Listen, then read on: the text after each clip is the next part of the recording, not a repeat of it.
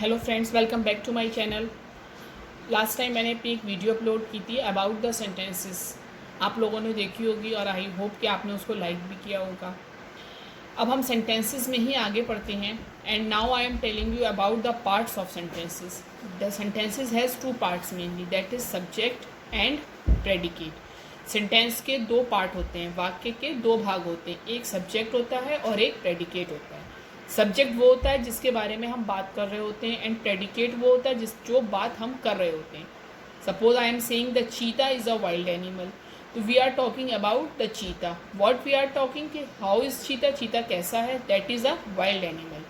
तो we are talking about the cheetah, जिसके बारे में हम बात कर रहे होते हैं, the thing that we are talking, that is called subject. And predicate क्या होता है? Predicate is a collection of words that we are using about the subject. तो हमने यहाँ चीता के बारे में यूज़ करा कि वो कैसा एनिमल है, वाइल्ड एनिमल है। I am giving you another example.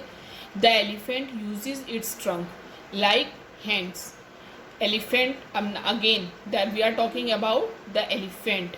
What we are elephant क्या करता है? Uses its trunk like hands. तो we know about the elephant और what the elephant is doing, that is called predicate. The letter came after a few days.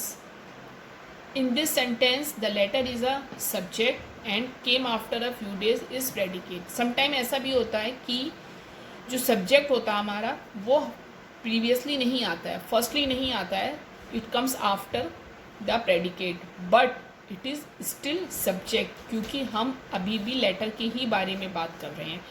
After a few days came a letter. तो still we are talking about a letter, क्योंकि जब हम जिसके बारे में बात कर रहे होते हैं वही हमारा सब्जेक्ट होता है।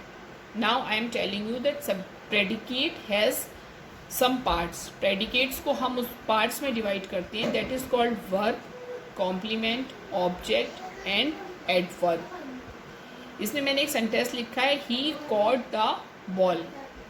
तो ही इज़ सब्जेक्ट, ही ने क्या किया है? बॉल को पकड़ लिया है। तो हमें ये पता चल रहा है कि उसने क्या पकड़ा है, उसने बॉल पकड़ी है। बॉल हमारा क्या हो गया? ऑब्जेक्ट हो गया।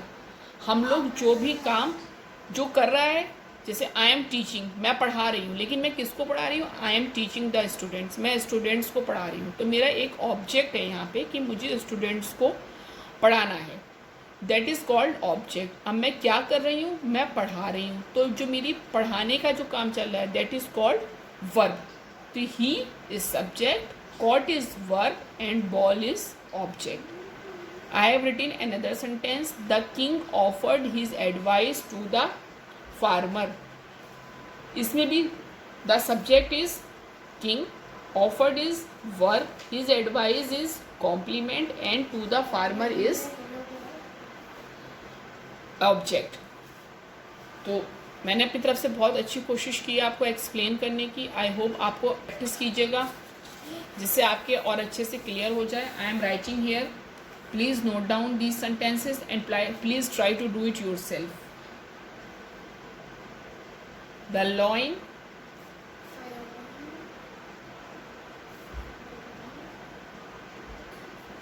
wanted to eat the rabbit.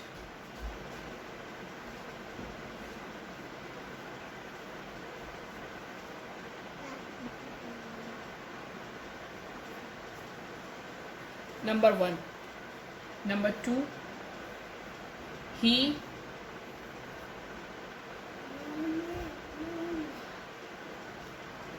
managed to reach home on time. Number 3, I am a girl. Number 4, my mother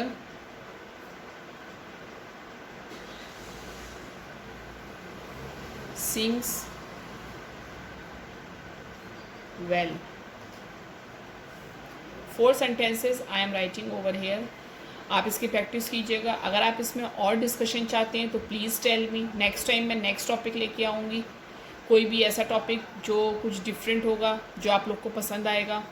और अगर आप किसी टॉपिक पे वीडियो चाहते हैं तो please tell me regarding subject, any subject, I will try to make the video. Thank you so much. Please like my video and subscribe also. Thank you so much.